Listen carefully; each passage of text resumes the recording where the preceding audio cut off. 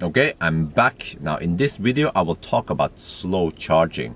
So you probably noticed that in the video I posted a couple of days ago when I tested e-Niro, the range test, I was complaining about slow charging speed, and there were some people who was wondering like, what is this, and they had some theories about this. So okay, before you guys comment, watch this video first, right? Please, yes, do that.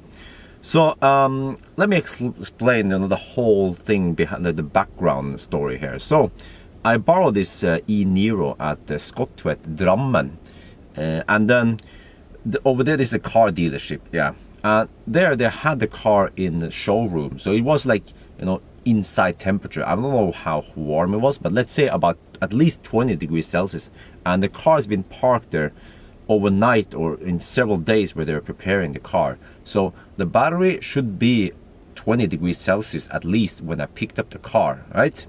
And then I drove it to Nebbenes. I drove it as hard as I could, which is speed limit plus VAT. But of course, I was limited by traffic. And the distance from Drammen to Nebbenes was around 100 kilometers, around 60 miles. And then at Nebbenes, I wasn't getting full speed. So I should explain a little bit the basics here, that lithium batteries, they don't want to be charged too fast if they are not hot enough. If you fast charge a lithium battery when it's cold, you can damage the battery. You want to have high enough temperature, and then apparently the temperature wasn't high enough once I was at Nebbenes.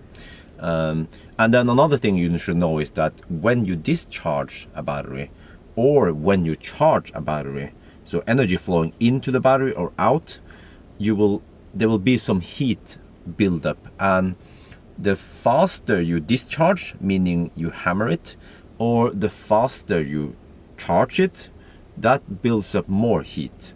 Okay, and anyway, so I did a test. I drove like 350 something kilometers, and it took like 4 hours. And on that test, it was like cold weather, around 0 degrees Celsius. Some places -4. That was the coldest I could get. Yeah, I know some people of Canada be like, always some smart asses out there. Like, yeah, that is not cold. Come to Canada and try -20 degrees Celsius. Yes, I know. We will get that eventually in Norway. This is what we had now. I had the car, I could borrow it. I wanted to do a test.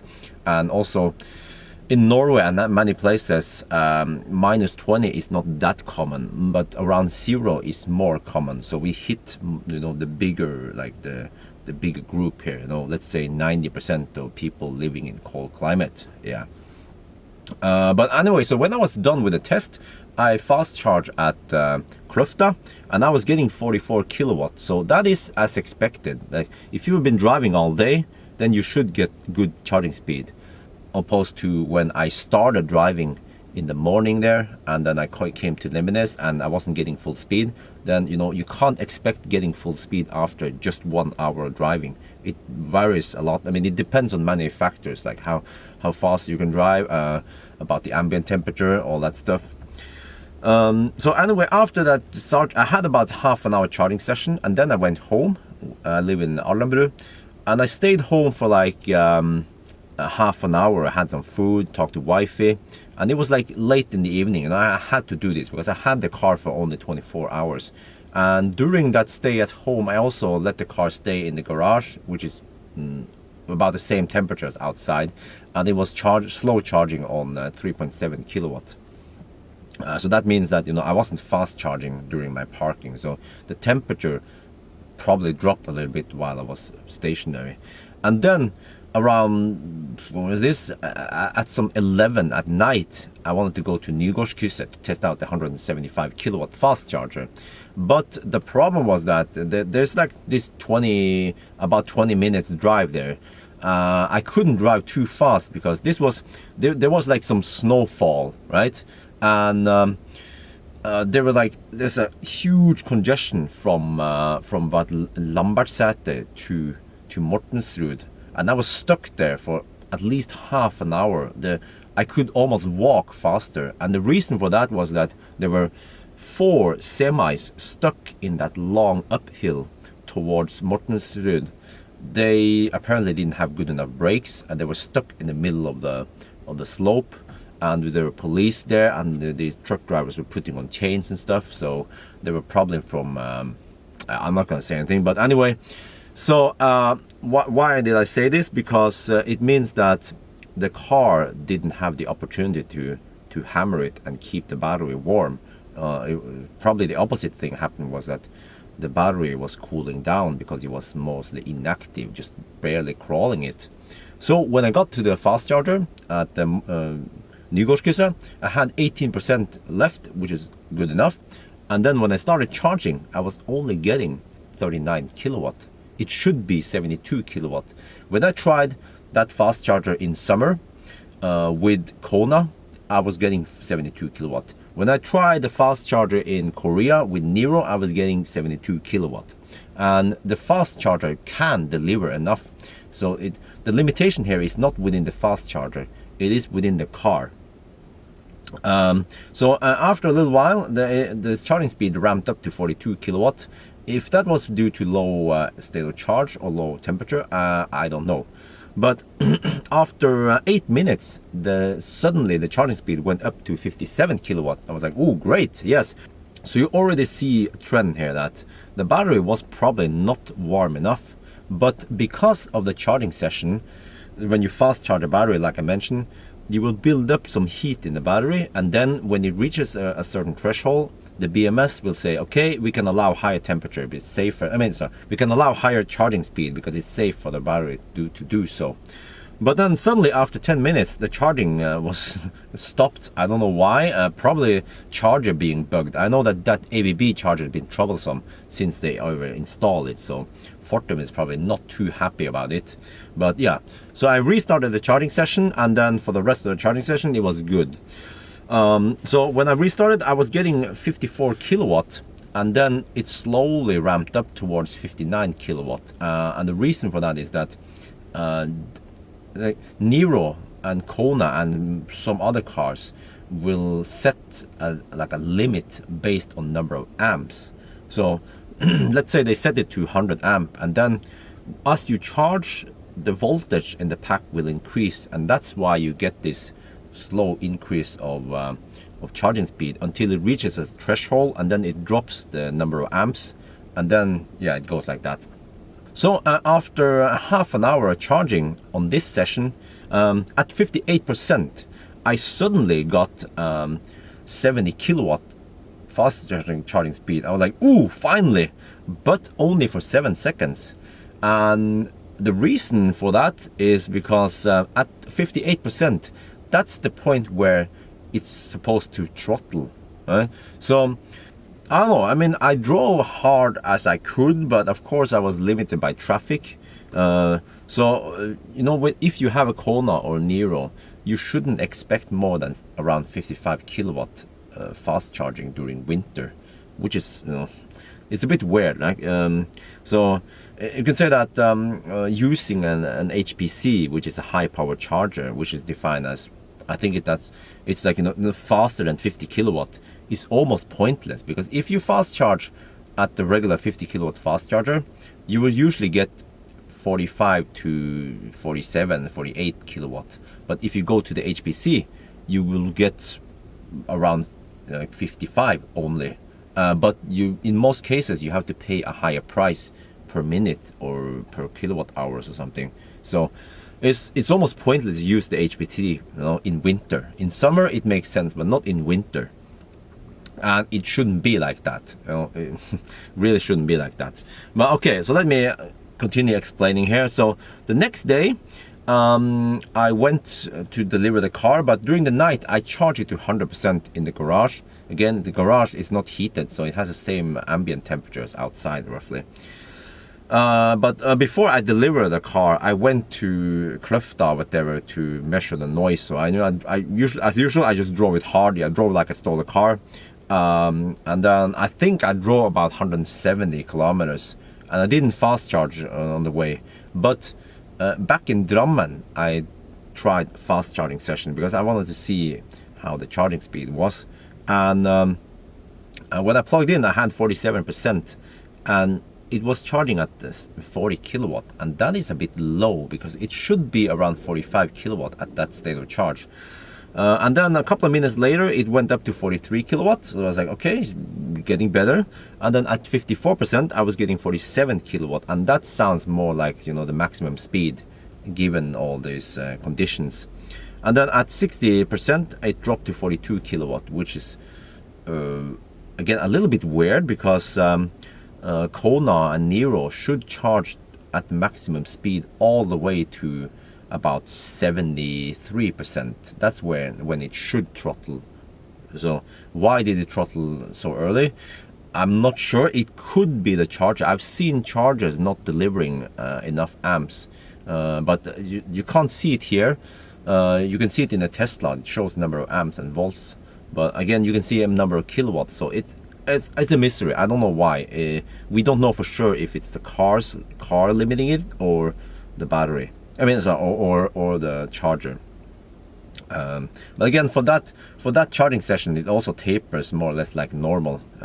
Yeah, you know, this is not a problem only for Kona or Niro. Okay, I mentioned Kona because there was a guy from UK. He mentioned, or I think it was UK. Okay, it doesn't matter where he was from, right? But he mentioned that he also had like cold weather charging issues with his Kona, and then several Norwegians have been reporting the same issue with their Kona, that it charges slow. Not only that, but it seems like Jaguar I-Pace is getting the exact same problem. There was this race from in Sweden recently from Haparanda. What is it called? Haparanda, I think that's it. The northern part of Sweden, towards the border to Finland. I bet it's pretty cold up there. To Ystad, which is more like in the southern part of Sweden. It was a long race, and then the cars participating was a Tesla Model S 100D.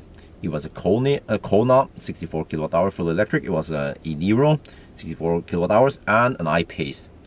And the thing is that during that race, the I-Pace had some problems with charging speed. There were not too many details about this. I tried to dig as much as I could into this. The I-Pace seems to struggle with the same issues that e-Niro had, you know, slow charging speed, and also the I-Pace apparently had problems releasing the cable from the charger. So in Stockholm, they interrupted the trip, and I don't know too much more about that race, but there are also other indications that the I-Pace is struggling because you know, in Lillesand, Ionity, they have these 350 kilowatt fast chargers. They don't deliver 350 kilowatt as of today because it doesn't have the CCS2 cable. But okay, that doesn't matter. They can at least deliver to normal cars. I mean, to most cars, they can deliver 84 kilowatt, let's say, to I-Pace. And there was one guy who got 84 kilowatt, but all the other guys who tried there, they were only getting about 40 to 60 kilowatt, and that is a bit weird. And there was, you know, but when I saw these posts, because I'm a member of I-Pace group, I asked them, or someone else asked them, hey, how long did you drive, and did you preheat the car before you drove? Because you know it's like around 0 degrees Celsius nowadays in Norway. And many people said that, yeah, they drove like 15 minutes there, or some people say, oh, they drove a half an hour, 45 minutes. That is actually not enough to get good speed on the fast charging session. But, so normally, you know, if that's what the case for Tesla, they will also not get full speed. But there was one guy that caught my attention. He drove from Sandnes to Kristiansand, to Lillesand, before he fast charged on that one, and he was only getting about 60 kilowatt instead of 84, right? And the distance from Sandnes to Lillesand is 250 kilometers, and he had a short charging session like halfway. I don't remember where it was, Lyngdal or somewhere, doesn't matter, but he had also a 50 kilowatt fast charging session. But the clue is that he drove 250 kilometers that day to get to that fast charger, and he still didn't get full speed. So that is a little bit puzzle. So again, I will try to explain like why these cars are charging slow, because let me explain that the car I'm sitting in right now is a Tesla Model X, and I used to own a Tesla Model S. Tesla, they have battery heater. It's a 6 kilowatt battery heater. That is pretty powerful. And not only that, but it also has battery insulation. You know, I didn't understand the importance of that until recently, because that insulation, I guess it will help keep the battery warm enough. Apparently the other cars, my theory is that the other cars don't have battery insulation. They seem to lose temperature in the pack. Oh, sorry, someone is messaging me. They seem to lose the battery in the pack way faster than they should. Like in the Tesla, well, I've driven Tesla Model S and X for the past 5 years in cold winters, snow, ice, whatever, you know. And once you build up the heat in the pack, then it stays there, you know. I driven like in harsh winter conditions, went to a supercharger, maybe it was -10, maybe it was -20 there, plug it in, got maximum speed, you know, 120 kilowatt or at least 100 kilowatt, no problems at all. Whereas other cars struggle. Like, why is that? I don't know. I have no good explanation, you know. So also actually it could be that the other cars don't have a powerful enough battery heater. Maybe they don't have 6 kilowatt. Maybe they only have 2 kilowatt or 1 kilowatt. And also, we don't know how they manage the temperature, because I've seen indications that the Tesla, once you start driving, the heat will build up, you know, in the pack, and then the BMS will allow the temperature to stay around 30 to 40 degrees Celsius when you're driving on long trips. And it seems like the pack doesn't take too much damage from it, because it's just running it. And also, when you run the pack at those temperatures, it will you will get good charging speed, or close to maximum. I mean, you will get maximum charging speed. And I know that Tesla has this unique feature that if you navigate, well, they say it, I have to confirm it. They say, I've heard, you know, it could be a myth, that if you navigate to a supercharger by using the navigation to the car, you are secretly telling the car that you're gonna supercharge there, and then the car will automatically condition the battery for supercharging, and it will heat up the pack so that when you arrive at the supercharger, you will get full speed. I mean, that could be the explanation why I almost never get slow charging speed, whereas other people report that they get slow charging speed. Maybe they didn't navigate to that supercharger, they were just driving and then they visited that one. Yeah. So but again, I don't know if this is a unique feature of a Tesla or if the other cars are doing it too. Yeah. So like, what do I say? I'm trying not to offend anyone now, right? But I've been driving Tesla for 5 years, and people, like, or especially journalists or skeptics, has been telling everyone that Tesla is not, it's just another car, you know. Anyone can make an electric car. Just put in a big battery pack, and then you have good range. So like, Tesla is no different than other cars. Well, now we finally see that that might not be true, because it seems like Tesla has been getting it right from the start. Like Millennium Falcon, you know, my Tesla Model S from 2013 did handle cold weather and fast charging perfectly, no issues at all. So Tesla got it right already from 2013, and we have cars coming out in 2018, new EVs promising that can't deal with with cold climate. So what should I say, you know? Do the other car manufacturers suck? Didn't they try hard enough? Didn't they reverse engineer Tesla to find out how they did it?